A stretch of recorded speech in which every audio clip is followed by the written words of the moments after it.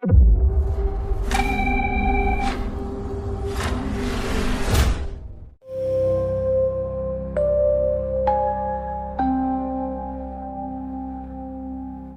yang kau lihat di ujung jembatan gaib itu, yo?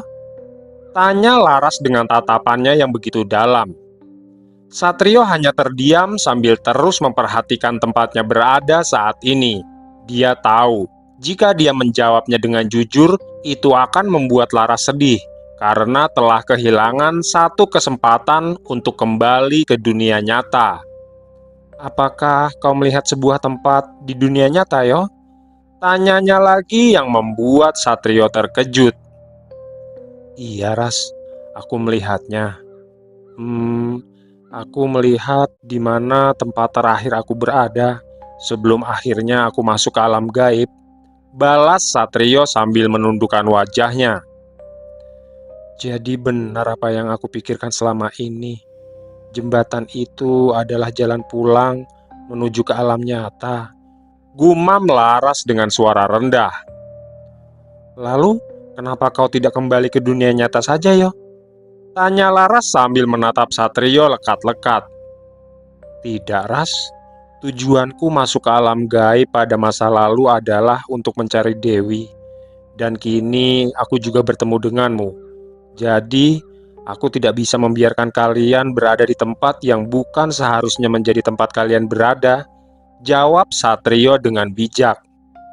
Laras terus menatap ke arah Satrio. Bibirnya bergetar dan matanya berkaca-kaca, menahan perasaan yang sulit dijelaskan. Dalam keheningan itu hanya suara angin lembut yang menyentuh pucuk-pucuk dedaunan yang ada di perbukitan, berdesir di antara nafas mereka yang tak menentu. Apa kau tidak menyesal, yo? Kau sudah begitu dekat dengan jalan keluar, dan sekarang entah berapa lama lagi kita akan terjebak di sini. Ucap Laras sambil mengusap air matanya. Satrio menghela nafas panjang lalu menatap lurus ke hamparan desa yang ada di bawah sana. Sebuah perkampungan yang anehnya terasa terlalu nyata untuk disebut gaib. Tapi tempat itu juga terlalu sunyi untuk disebut hidup. Mungkin ini adalah bagian dari jalan yang harus aku tempuh, Ras. Kadang sesuatu yang kita cari justru tersembunyi di tempat yang tidak pernah kita duga. Balas Satrio menenangkan. Angin berhembus pelan di atas hamparan bukit, membawa bau bunga liar yang baru mekar. Satrio dan Laras melangkah perlahan menuruni lereng, sambil terus menatap desa di bawah sana yang tampak begitu nyata. Beratapkan genting tanah yang gelap, berdindingkan bilik bambu dan dikelilingi kebun-kebun kecil yang menghijau. Dari kejauhan, terlihat kepulan asap tipis dari tungku-tungku dapur, melayang di antara pepohonan kelapa yang bergoyang tertiup angin. Namun, semakin jauh mereka berjalan, jarak antara tempat Satrio dan Laras berada dengan desa tersebut tidak juga berkurang. Desa itu seperti menggantung di batas pandangan dan tidak pernah benar-benar mendekat. Langkah kaki mereka meninggalkan jejak di tanah lembab, tapi setiap kali mereka menatap ke belakang, jejak itu telah lenyap, seolah bumi menelannya kembali. Suara burung dan desir angin perlahan mereda, digantikan kesunyian yang ganjil, keheningan yang membuat waktu terasa berhenti. Satrio dan Laras terus melangkah menuruni lereng yang seolah tidak berujung. Setiap langkah membawa harapan untuk lebih dekat pada desa di bawah sana. Namun pemandangan itu tetap sama, tidak bergeser sedikit pun. Rumah-rumah bambu itu berdiri dalam diam, asap tipis masih melayang di udara, dan pepohonan kelapa di pinggirnya terus bergoyang, seperti lukisan yang hidup, namun terperangkap dalam satu detik yang sama. Satrio berhenti melangkah. Nafasnya memburu bukan karena lelah, tapi karena kebingungan yang menekan dadanya. Dia menatap lekat ke arah desa itu, mencoba memastikan apakah matanya sedang menipu, ataukah tanah tempatnya berpijak yang sebenarnya sedang bergerak menjauh. Namun tidak ada yang berubah. Batu di kakinya masih pada tempat yang sama. Rerumputan di sekitarnya bergoyang dengan arah angin yang sama. Dia merasa heran karena setiap langkah yang mereka ambil bukannya mendekat, tapi justru seperti menambah jarak. Seolah desa itu sadar sedang didekati, lalu perlahan menjauh. Tetap tampak di depan mata, namun tidak bisa disentuh. Satrio menoleh pada Laras, memperhatikan wajah perempuan yang tampak cemas itu. Keringat halus membasahi pelipisnya meski udara tidak begitu panas. Tatapannya tertuju pada desa yang tidak berubah wujudnya sedikit pun, seakan waktu di sana telah membeku. Laras kemudian menghela nafas panjang. Pandangannya beralih ke sisi kanan jalan setapak yang mulai ditumbuhi ilalang tinggi dan pohon-pohon kecil. Tempat itu tidak bergerak, yo. Gumamnya lirih seolah berbicara pada dirinya sendiri. Kita berjalan, tapi tanah ini tidak membawa kita kemanapun. Imbuhnya lagi seperti menyadari kejanggalan yang sedang terjadi. Satrio tidak menjawab, dia tahu Laras benar. Alam di sekeliling mereka terlalu hening, bahkan suara serangga pun lenyap entah sejak kapan. Dunia di sekeliling mereka terasa seperti tirai tipis yang menutupi sesuatu yang jauh lebih gelap di baliknya. Laras menatap ke arah kiri di mana jalur sempit bercabang, tertutup semak dan batu-batu kecil yang sebagian diselimuti lumut. Jalan itu tampak jarang dilalui, tapi ujungnya ada cahaya samar seperti pantulan air di kejauhan. Aku rasa kita harus mencoba lewat sana, yo. Ucapnya perlahan namun suaranya tegas. Kalau kita terus berjalan ke arah desa itu, kita hanya akan berputar di tempat yang sama. Imbuhnya lagi menegaskan. Satrio menatap jalur itu lalu kembali melihat ke arah desa yang kini mulai diselimuti kabut tipis. Rumah-rumahnya tampak tegak tak bergeming. Asap dapur di atas atap pun tampak membeku di udara seperti lukisan yang tak lagi bernyawa. Dia menunduk sesaat, lalu mengangguk pelan. Dan tanpa berkata apa-apa, dia mulai melangkah mengikuti jalur yang dipilih Laras. Ilalang di sisi jalan bergesekan pelan saat tubuh mereka melewatinya, menimbulkan bunyi lirih yang memecah kesunyian. Begitu mereka mulai meninggalkan arah desa, udara di sekitar berubah. Angin yang tadi diam kini berembus lagi, membawa aroma tanah basah dan serbuk bunga liar. Di belakang mereka, desa itu perlahan diselimuti kabut tebal hingga akhirnya hilang dari pandangan, seperti lenyap ditelan waktu yang menolak untuk bergerak. Langkah Satrio dan Laras semakin cepat menuruni jalur yang semakin sempit dan lembab. Kabut tipis mulai turun dari pucuk-pucuk pohon, menggantung di udara seperti tirai halus yang memisahkan dunia mereka dari sesuatu yang lain. Suara desir angin kini berganti dengan gemerisik ranting dan dedaunan kering yang terpijak, menciptakan irama samar di tengah kesunyian yang menegangkan. Tiba-tiba dari balik semak di sisi kanan jalan terdengar suara lirih seperti suara seseorang berbisik tergesa, yang diikuti oleh suara ranting patah. Satrio berhenti, tubuhnya menegang, matanya menatap tajam ke arah sumber suara. Tangan kanannya perlahan meraih gagang keris jantaka di pinggangnya, sementara Laras berdiri setengah bersembunyi di belakangnya. Suara itu kembali terdengar, namun kali ini lebih jelas. Ada langkah yang tergesa, lalu suara perempuan menahan nafas. Satrio mempersempit jarak pandangannya dan berusaha menembus kabut. Dan dari balik semak yang bergoyang, 3 sosok muncul dengan wajah pucat dan tubuh kotor penuh debu. 2 perempuan dan 1 laki-laki muda, yang kira-kira seusia Satrio. Mereka berpakaian aneh untuk tempat seperti itu. Jaket tebal, celana kargo, dan sepatu gunung penuh lumpur. Di punggung mereka tergantung tas carrier besar. Tali dan botol air menggantung di sisi kanan kirinya. Nafas mereka tersengal seperti baru saja berlari sangat jauh. Pemuda yang berada paling depan dengan rambut sedikit panjang dan mata merah kelelahan langsung mengangkat kedua tangannya. "Tolong mas, jangan sakiti kami," serunya dengan suara parau dan nafas terputus-putus. Kami hanya tersesat di tempat ini mas," imbuhnya lagi menjelaskan. Satrio tidak segera menjawab, matanya menatap mereka tanpa berkedip, menilai setiap gerak dan sesuatu yang terpancar dari tubuh ketiganya. Aura mereka terasa aneh, bukan seperti makhluk halus tapi juga tidak sepenuhnya manusia biasa. Salah satu perempuan berambut panjang terurai dengan wajah pucat pasi melangkah maju dan berkata, "Kami hanya pendaki, Mas," ucapnya lirih dengan suara bergetar. "Sudah berhari-hari kami berjalan di jalur gunung, tapi entah kenapa kami terus berputar-putar di jalan yang sama. Setiap kali kami mencoba turun, kami kembali ke tempat semula," imbuhnya lagi menjelaskan. Laras melirik ke arah Satrio.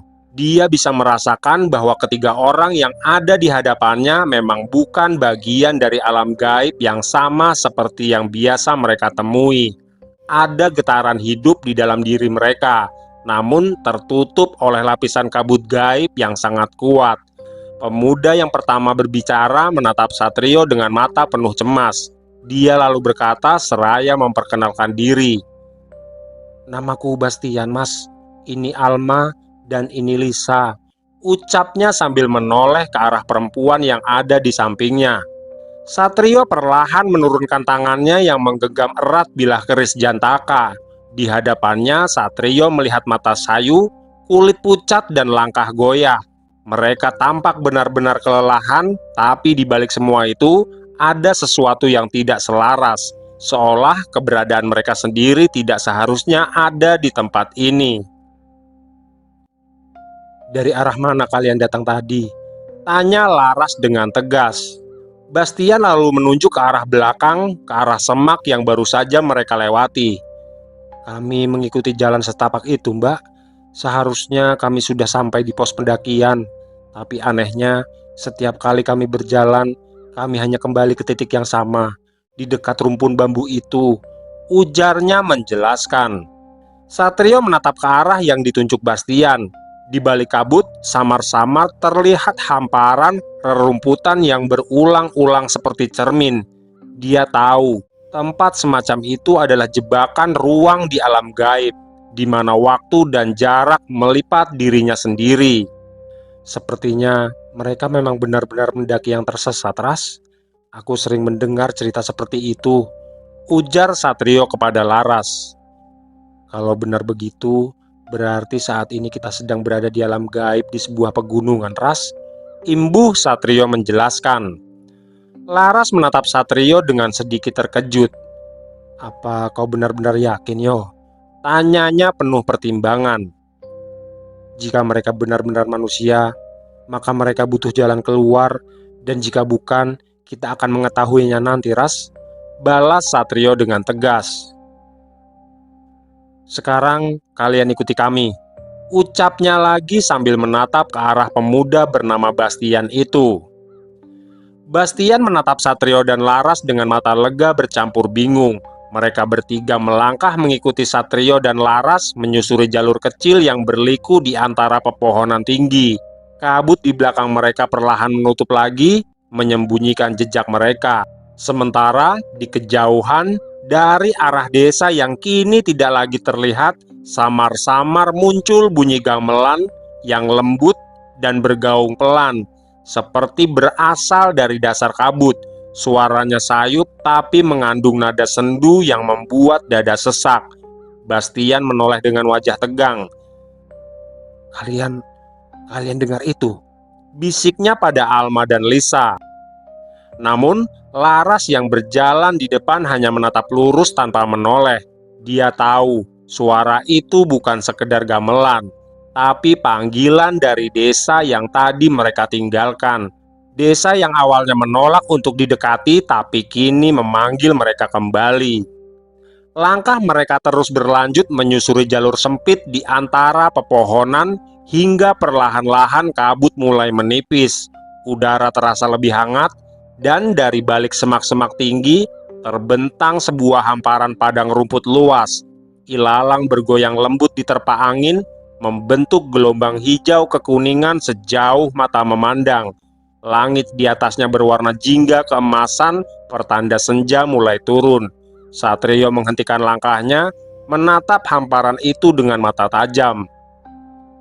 "Sebaiknya kita istirahat dulu," ucapnya pelan sambil menunjuk ke sebuah dataran kecil di tengah padang yang dikelilingi batu-batu besar. Mereka pun berjalan ke arah tempat itu, dan sesampainya di sana, mereka duduk di atas batu datar yang sedikit hangat tersentuh matahari sore. Angin berhembus lembut membawa aroma tanah dan rumput liar yang menyegarkan, membuat suasana sedikit lebih tenang. "Akhirnya tempat ini terasa seperti dunia nyata," ucap Bastian lirih.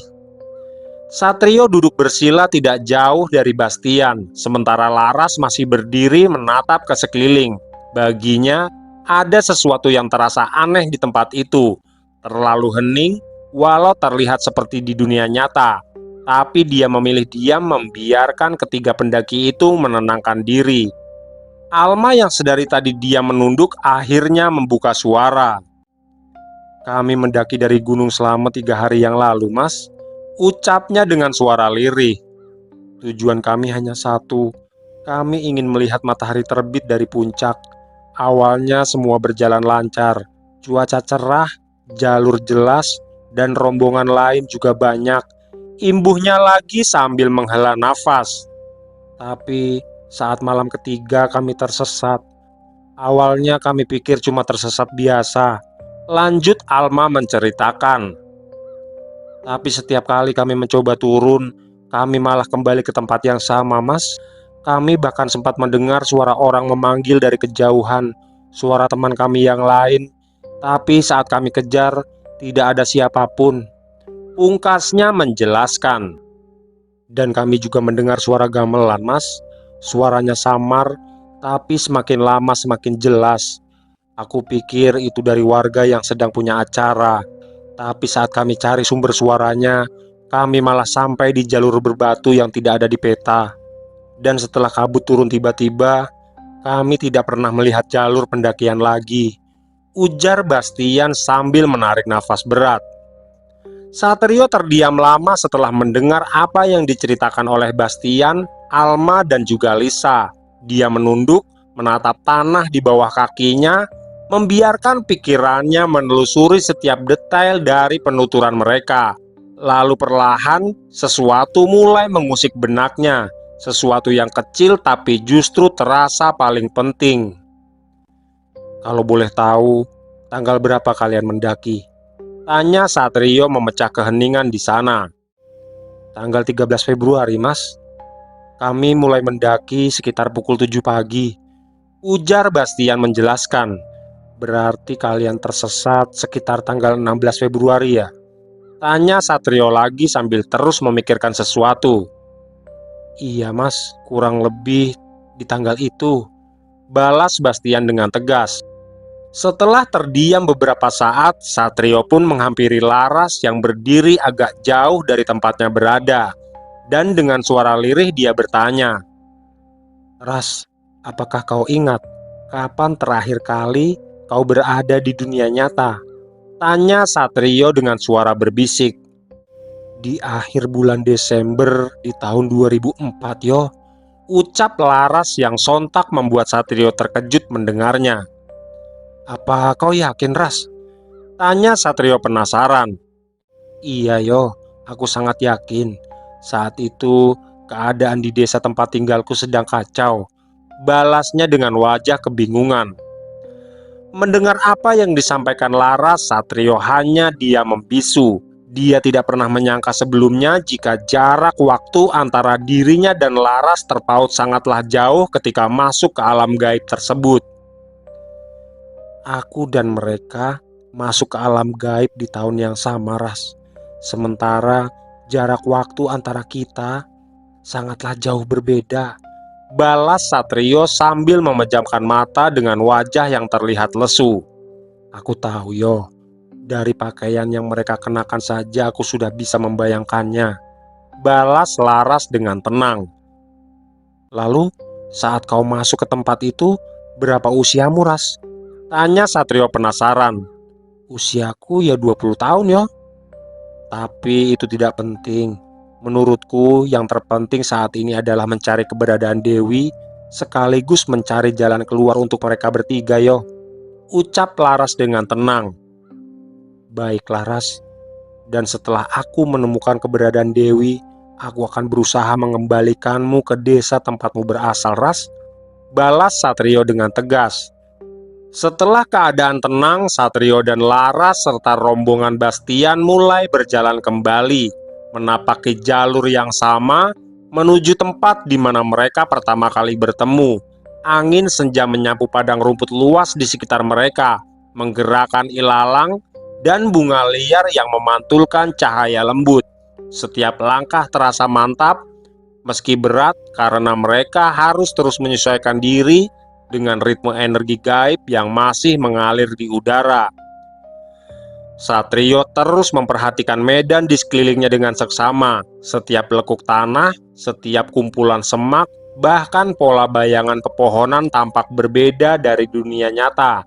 Dia menandai setiap titik yang mungkin menjadi jalan menuju pusat energi gaib, tempat di mana Bastian, Alma, dan Lisa masuk ke alam gaib itu. Perjalanan mereka terus berlanjut. Padang rumput luas mulai perlahan memudar, digantikan oleh pepohonan rendah dan semak yang semakin rimbun. Angin senja masih mengusap wajah mereka, membawa aroma bunga liar yang semakin pekat. Setiap langkah membawa mereka lebih dekat ke sebuah tempat yang tampak familiar bagi Satrio dan juga Laras. Getaran energi gaib yang dirasakannya pun perlahan semakin menguat. Dari kejauhan samar-samar muncul bentuk-bentuk atap genting tanah yang gelap. Di antara dinding bilik bambu yang tampak rapuh namun tetap kokoh, pandangan mereka mulai menangkap susunan rumah-rumah sederhana yang dikelilingi kebun kecil dan pohon kelapa. Sama persis seperti desa yang sebelumnya dilihat Satrio dan Laras. Desa itu tampak sepi, tetapi aura kehidupan terasa kuat. Asap tipis masih mengepul dari tungku dapur, dan burung-burung beterbangan dengan suara desiran daun mengikuti angin senja.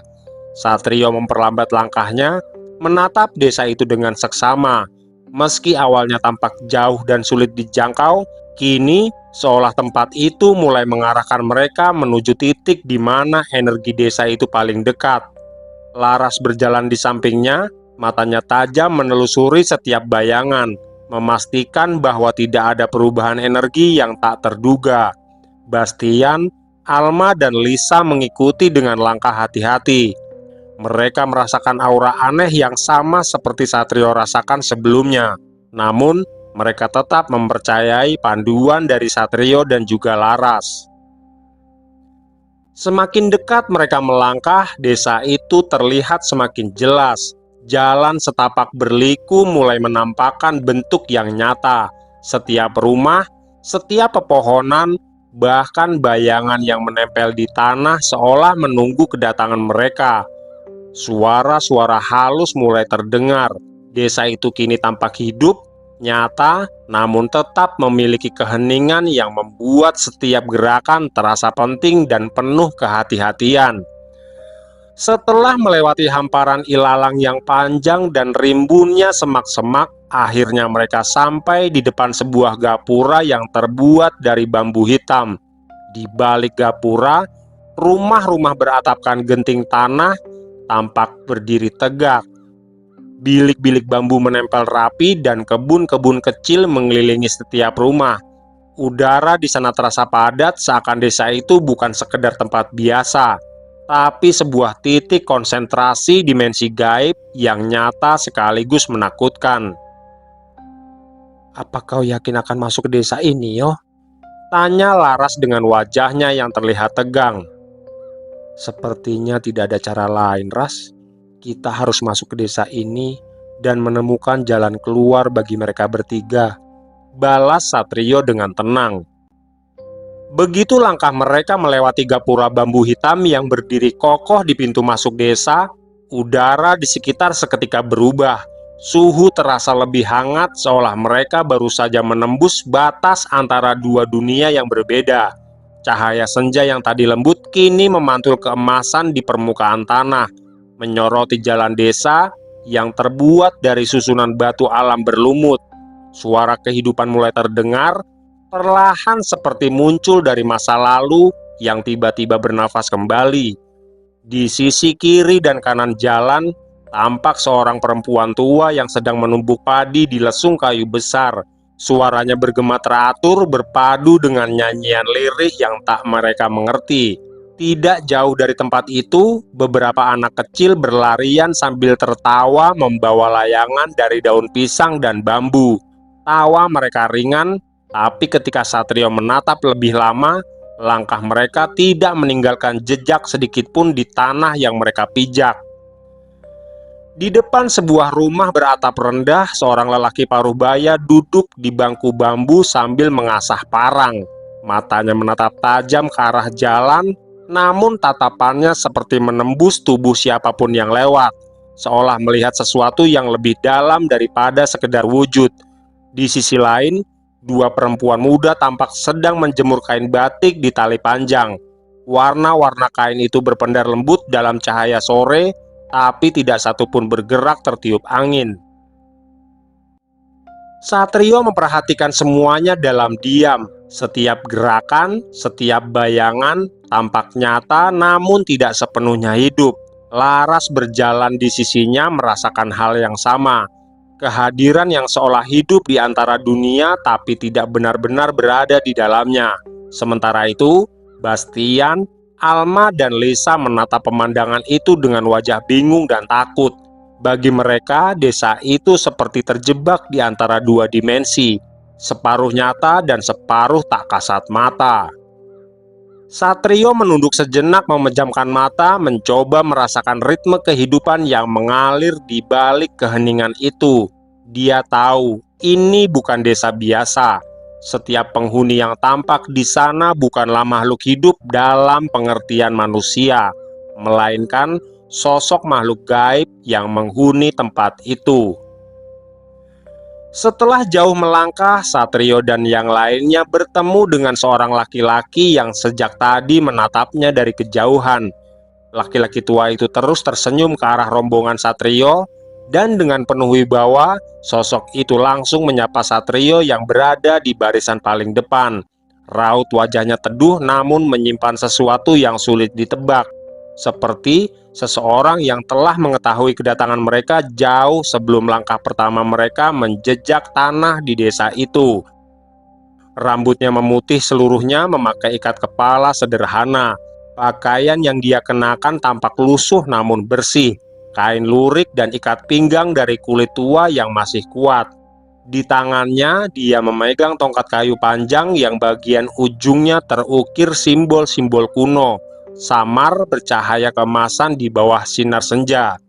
Dia berdiri di tengah jalan utama, di depan halaman luas dari sebuah rumah sederhana yang berdindingkan bilik bambu. Senyumnya tidak hanya ramah, namun seperti ada sesuatu di baliknya. Sesuatu yang membuat udara di sekitar mereka tiba-tiba terasa lebih berat. Angin yang tadinya lembut berhenti berhembus, dan suara kehidupan di desa itu pun seolah ikut membeku. Lelaki tua itu menatap Satrio dengan mata yang dalam, seolah menembus lapisan kesadaran manusia. Tatapan yang tidak menakutkan, tapi syarat dengan makna, seakan menguji jiwa yang sedang berdiri di hadapannya. Dalam diam itu, Satrio dapat merasakan bahwa sosok lelaki tua itu bukan sembarangan penghuni desa. Mungkin dia adalah penjaga, atau mungkin saksi dari waktu yang telah berhenti di tempat itu. Laras berdiri di samping Satrio, menatap ke arah lelaki tua itu dengan waspada. Dia merasakan energi yang kuat mengalir dari tanah di sekitar mereka. Energi tua penuh muatan spiritual yang berbeda dari kekuatan gaib biasa. Sementara itu, Bastian dan kedua temannya mulai merasa gelisah. Langkah mereka menjadi ragu, dan bulu kuduk mereka meremang tanpa sebab. Lelaki tua itu kemudian bergerak perlahan menghampiri mereka dengan langkah ringan. Setiap langkah yang dia ambil seperti menimbulkan gema halus di tanah, seolah waktu ikut bergetar setiap kali tongkatnya menyentuh bumi. Ketika jarak mereka hanya tinggal beberapa meter, Satrio dapat melihat lebih jelas wajahnya.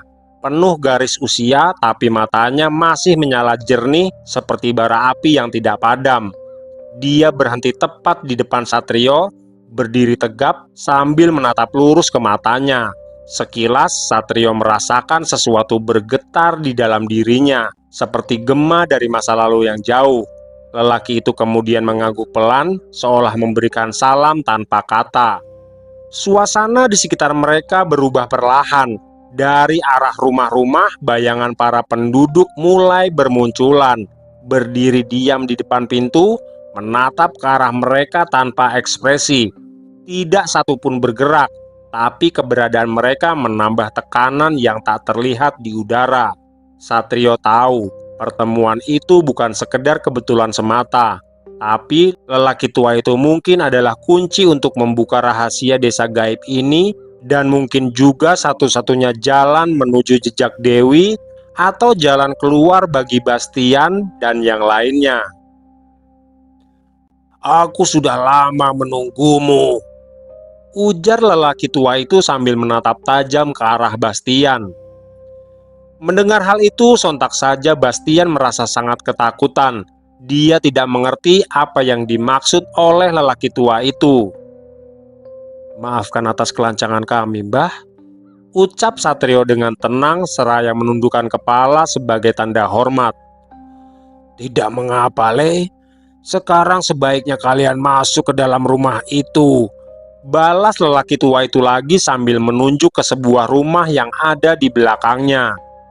Tanpa banyak bicara, Satrio menatap sejenak ke arah Laras lalu mengangguk kecil sebagai tanda setuju.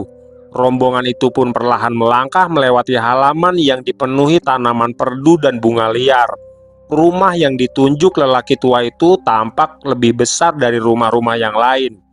Dinding biliknya disusun rapi, dan terasnya tergantung lentera minyak yang nyalanya bergoyang pelan tertiup angin sore. Begitu mereka melangkah masuk ke dalam, aroma kayu tua dan asap dupa langsung memenuhi udara. Ruangan itu remang namun hangat. Di tengahnya terdapat tikar pandan yang sudah usang, dan di sisi dinding tergantung beberapa pusaka tua seperti keris, tombak pendek, serta topeng-topeng kayu dengan ukiran wajah yang sulit diartikan. Bastian, Alma, dan Lisa duduk dengan wajah tegang. Mereka belum benar-benar mengerti siapa sosok itu, tapi tatapannya yang dalam membuat mereka tidak berani berkata sepatah kata pun. Sedangkan Laras duduk di samping Satrio, memperhatikan setiap gerakan lelaki tua itu, seolah mencoba membaca niat di balik sikapnya yang tenang itu. Di luar rumah, angin berembus lirih membawa suara-suara samar seperti bisikan orang-orang yang berbicara tanpa wujud. Suara itu datang dan pergi, lalu hilang begitu saja saat lelaki tua itu menatap ke arah pintu dan jendela, seolah keberadaannya saja sudah cukup untuk membuat segala hal yang tak kasat mata tunduk. "Sekarang sebaiknya kalian istirahat dulu di sini, dan jangan pernah keluar dari rumah ini," ucap lelaki tua itu sambil berjalan ke arah dalam rumah. Suasana menjadi lebih hening dari sebelumnya. Hanya terdengar suara api kecil dari lampu minyak yang berdesis lembut. Satrio bisa merasakan hawa di ruangan itu mulai berubah lebih berat, namun juga lebih dalam, seperti ada lapisan waktu lain yang perlahan terbuka. "Apa yang harus kita lakukan, Mas?" tanya Bastian sambil mendekat ke arah Satrio. "Kita tunggu saja sampai kakek itu keluar lagi. Sekarang sebaiknya kalian beristirahat saja," balas Satrio dengan tenang. Tidak lama berselang, Alma dan Lisa terlihat tidur dengan pulas di atas tikar pandan yang ada di ruang tamu rumah itu. Sedangkan Bastian masih menahan rasa kantuknya dan berusaha untuk tetap terjaga. Sementara itu, Laras masih duduk bersila di samping Satrio. Matanya terpejam, wajahnya tampak tenang, dan dari tubuhnya terpancar aura yang menyejukkan. Tidak lama kemudian, setelah Bastian dan juga Laras terlelap, sosok lelaki tua itu keluar dari dalam, lalu menganggukkan kepalanya ke arah Satrio, seraya memberi tanda padanya untuk mengikutinya. Tanpa ragu, Satrio pun bangkit dari duduknya dan segera mengikuti langkah lelaki tua itu keluar dari dalam rumah. "Apa yang membawamu sampai ke tempat ini, Le?" Tanya lelaki tua itu yang kini duduk di atas kursi kayu tua yang ada di beranda rumah itu. "Saya sendiri tidak tahu, Mbah. Saya dan Laras terjatuh dari atas jembatan kayu tua yang dijaga dua sosok makhluk bertubuh besar. Dan ketika saya membuka mata, tiba-tiba saja saya berada di jalan setapak yang ada di atas perbukitan itu, Mbah." Ujar Satrio menjelaskan. "Apakah kau sedang mencari sesuatu?" Tanya lelaki tua itu lagi. "Benar, Mbah. Saya memang sedang mencari seorang gadis bernama Dewi yang tiba-tiba menghilang di dalam kamarnya. Dan setelah saya telusuri, saya melihatnya dibawa oleh sosok perempuan tua di sebuah tempat.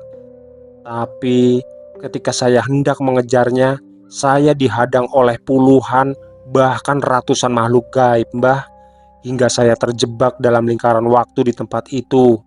Balas Satrio menceritakan. "Perempuan tua," gumam sosok itu sambil memegangi janggutnya. "Apakah kau bisa ceritakan bagaimana ciri-ciri sosok perempuan tua itu, Le?" Tanyanya dengan wajah serius. "Saya melihat sosok perempuan tua itu memakai kalung dengan tengkorak kecil yang tergantung, Bah. Selain itu, dia membawa tongkat yang bagian ujungnya runcing seperti tombak." Jawab Satrio sambil terus mengingat-ingat sosok yang membawa Dewi. "Nyai Gandari," ujar lelaki tua itu sambil menatap jauh ke arah halaman rumahnya yang terlihat gelap. "Apa Simbah mengenal sosok itu?" Tanya Satrio penasaran.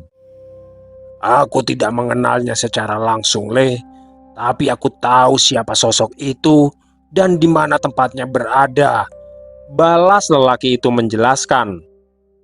"Apakah Simbah mau menunjukkan tempatnya?" Tanya Satrio penuh harap. "Aku pasti akan menunjukkan tempatnya, Le. Asal kau mau meninggalkan 3 orang yang baru kau temui itu." Balas sosok lelaki tua itu dengan tegas. Mendengar apa yang dikatakannya, Satrio merasa sangat terkejut. Dalam hatinya, dia sudah tahu jika Bastian, Alma, dan Lisa adalah pendaki yang tersesat karena telah melakukan hal-hal yang tidak pantas di atas gunung itu.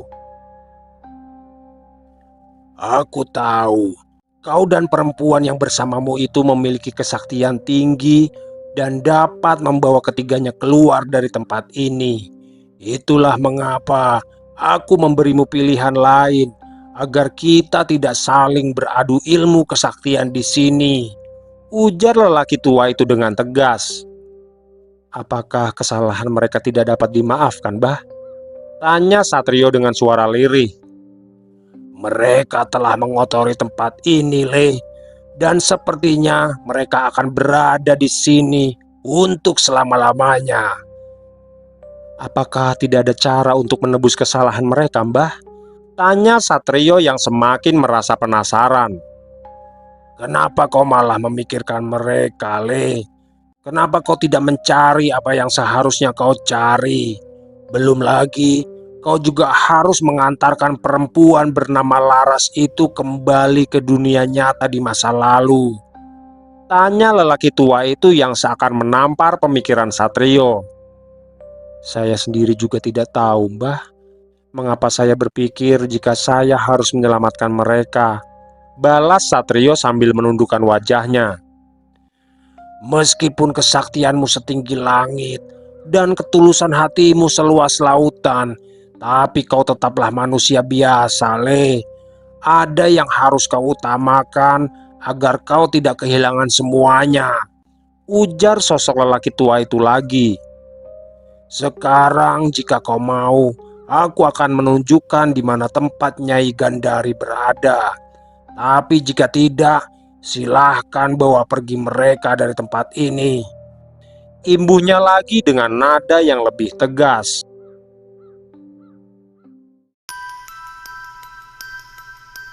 Oke, sampai di sini dulu kisah dari Satrio yang sedang mengalami dilema besar.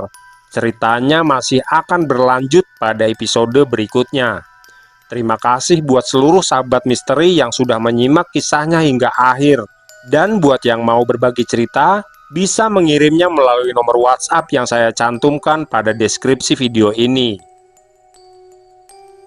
Salam hangat buat Bang Roma di Jakarta Barat, dan buat Mbah Saiful di Purbalingga, Kak JJ di Kalimantan Timur, Mas Agus Subandi di Semarang, Bang Dodi Sot di Medan, Bang Bope yang juga ada di Medan, Mas Elang Muria di Kudus, Pak Herman Asror di Losari, Cirebon, Bang Anda Suhanda di Cakung, Jakarta Timur, Gemilang Jaya di Bali, dan Mas Suryanto di Bogor, Mbak Dwi Trianingsih di Bumi Ayu, Kak Ariska Putri di Banyuwangi, Mas Wisnu Respati di Klaten, Bang Zulkifli di Madura, Bang Dodi Saputra di Banjarmasin, dan Bang Ahmad Nasihin di Bekasi. Lalu ada Kak Vika Putriandini, Bang Robi Kandiawan, Mas Wardoyo Hunter, Mas Rahman, Satria Langit, Bang Yusuf Kristopan, Mas Iwan Wawan, Mas Partorejo, Mas Brondolan Tue, dan Sidojoyo Merpati. Lalu ada Mas Reza Eza, Bang Jaja Jahari,